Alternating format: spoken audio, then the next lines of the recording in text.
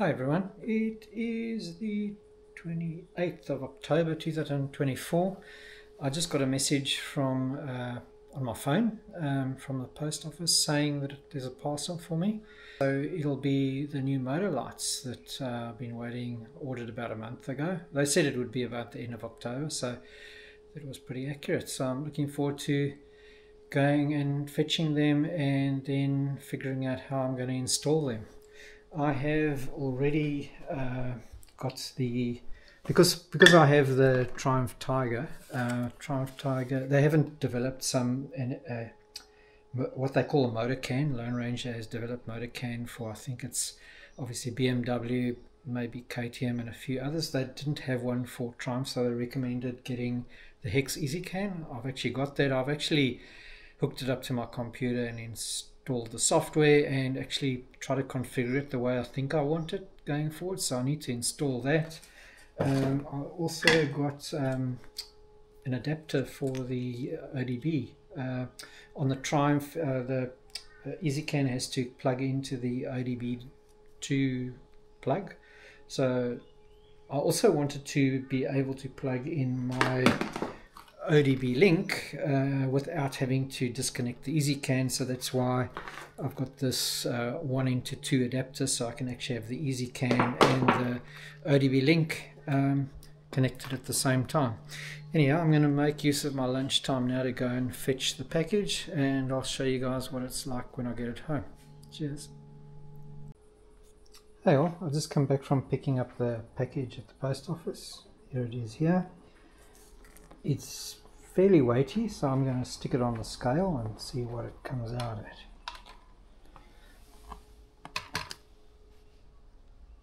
Okay, there it is, 3.3 kilos, so it's pretty heavy.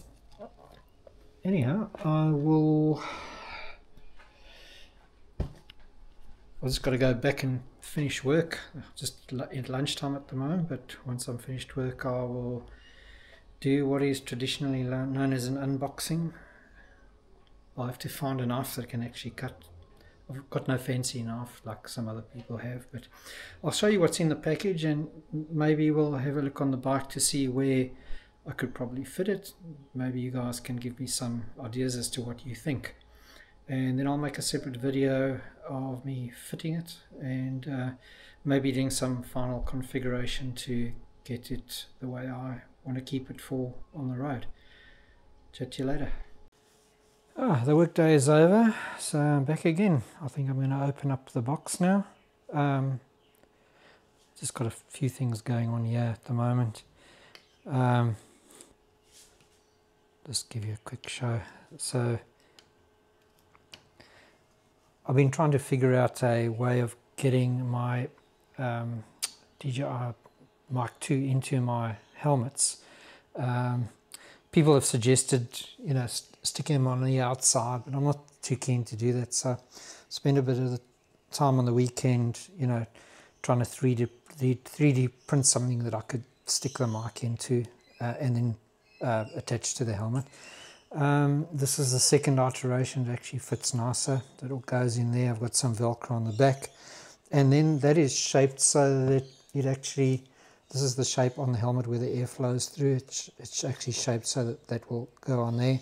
So I've cut some of this strong Velcro on the other side and put it on so that they're actually the holes for the air can come through, and then it'll attach like that on the inside of the helmet. It seems to work, although the Velcro seems to be coming off. Maybe what I need to do is something similar to what I did with this helmet when I got the chin mount. The chin mount kept on falling off to start off with, so I used a heat gun just to heat the 3M tape, double-sided tape, and that seems to hold it on now. It hasn't fallen off since then, although I still don't trust it, and I use a tether to attach the camera to the helmet. So I might end up, you can see inside here, maybe the Velcro on the inside, this bottom piece, I had to do it in two parts. The bottom piece isn't sticking so well, so maybe a bit of heat gun on that will keep it in. I'll see how it goes. When you do that and you put the mic in there, it kind of sits in the right place. I won't put it in now, and there's enough room between the mic and my face.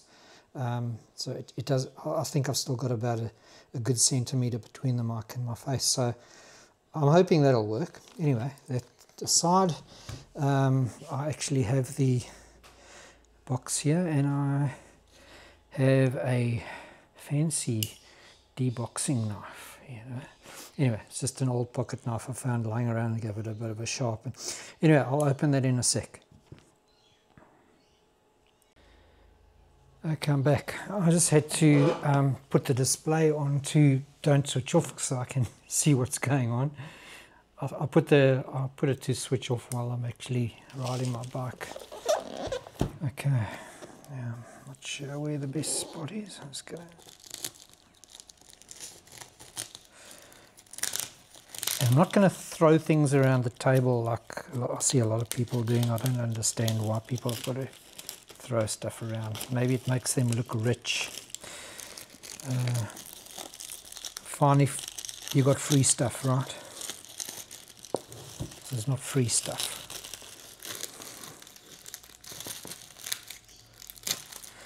As usual, I mean, anything I've got so far from Lone Rider, don't say Lone Ranger again, Lone Rider has been very well packaged. Sorry, this is a mess. I'm going to just end up tearing this stuff off. Okay, that's just the packaging, postal packaging, and there we see the actual package. It's quite heavy. As I've measured it, 3.3 kilos. Yeah, beast mode. Can't remember what that is. Dual color daylight running light. I know a lot of people like the orange. I just prefer white because the bike's daylight running light's also white, so keep it the same. Turn signal integration, I like that. Low fog beam, high beam, spot beam, beast mode. I can't remember what that is. Anyhow, let's get into the box.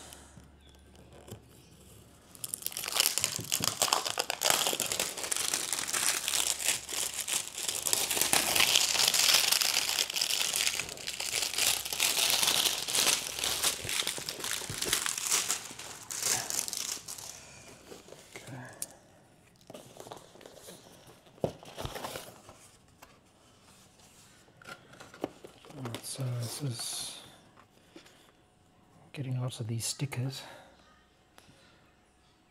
Okay, so this just shows you the motor can. This piece here, except motor can is the Lone Rider, their proprietary one. Although, I mean, I think it's probably just a rebranded Easy Can, X Easy Can anyway. Just shows you how it. And the interesting part here is with a lot of MotoLights, you actually have to use, with the Easy Can, you've actually got 4 channels. And what's interesting here is normally if you want to use indicators, and it'll be interesting to know whether Hex can do this or whether it's a specific MotoCan one, but I know normally if you want to have left and right indicators, you've actually got to put each of these lights on a different channel. So I'm not sure if maybe they've developed the Easy Can as a motor can and it's got more features. I don't know. That'll be interesting to see. In any case, that's kind of the high-level wiring diagram. Okay, let's just have a look here quickly. I'm assuming this is wiring. Because, yeah. So whole. Anyway, this is. Oh, it's the wiring and the. These are the mounts. This is just a standard mount. I'm guessing. So I mean, my bike's got top crash bars, so I'm guessing they'll just hang on. That'll go, the bar will go in there, and then the MotoLights will just hang off. Yeah, I don't know if I need this yet. We'll see. So this is.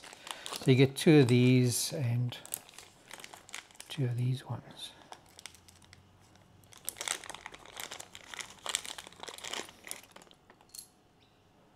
Yep. Now,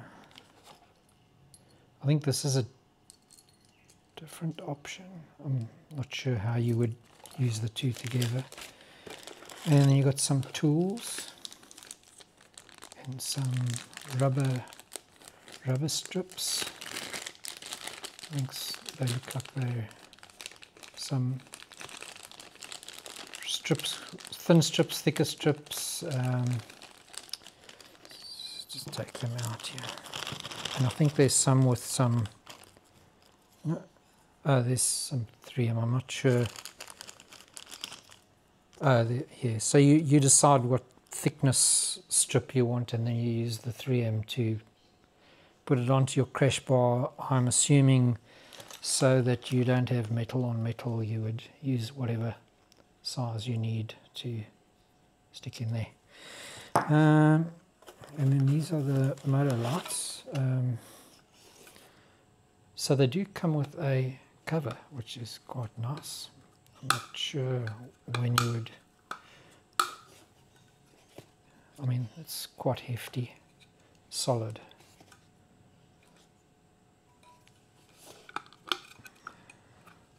What am I doing wrong? Okay, there we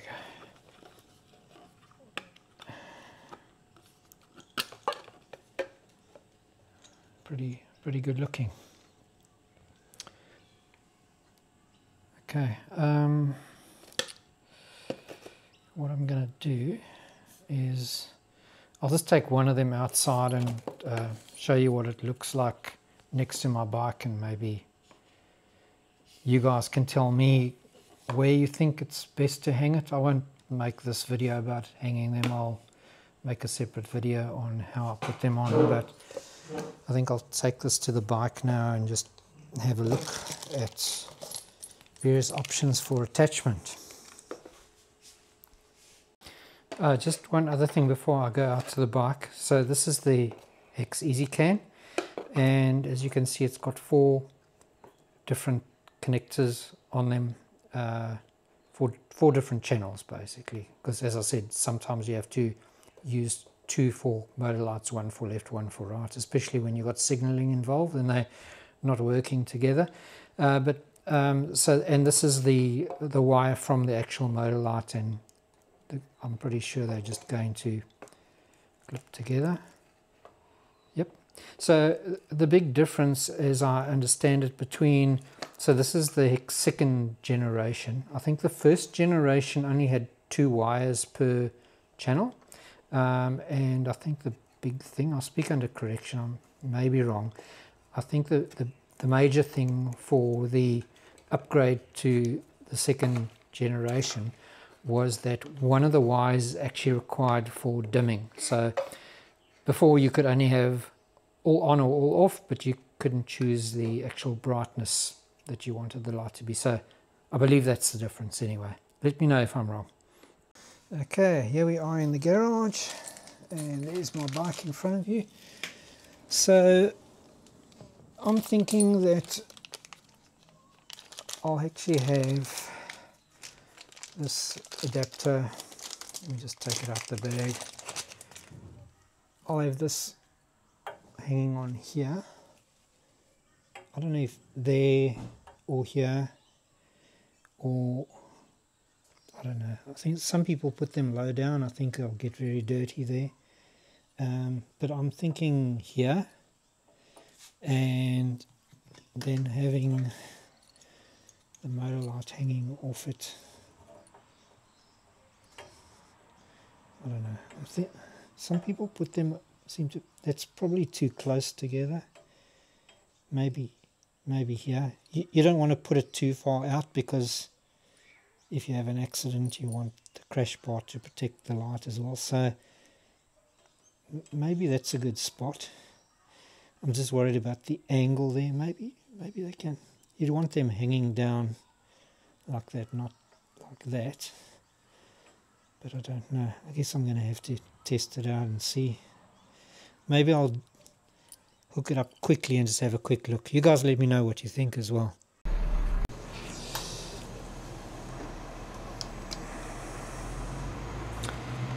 Okay, what I'm thinking is putting it exactly, sorry, what I'm thinking is to put exactly there on the bike. That way I'm not getting in the way of the air vents. So by putting it over here, I'm leaving space for the air to get into the radiator to cool down. Also not quite in the way of the stock lights that come with the bike. At one stage I was thinking maybe this would replace that light, but I'm just going to leave that one there. I'm not sure how much effort it's going to take to remove that, and then, you know, what do you do with the wiring, etc, etc. I'm guessing this light could also go where this one comes off, but it would stick out. I reckon leaving it up here is a better bet. I've got to figure out a routing for all the wiring and everything as well, but in any case, those are my thoughts for now. You don't want to put them too close together like that, because again, probably look nice if they're just under the indicator, since they will also indicate. That's my setup I'm going to have. So yeah, let me know what you think. Thanks a lot. Cheers.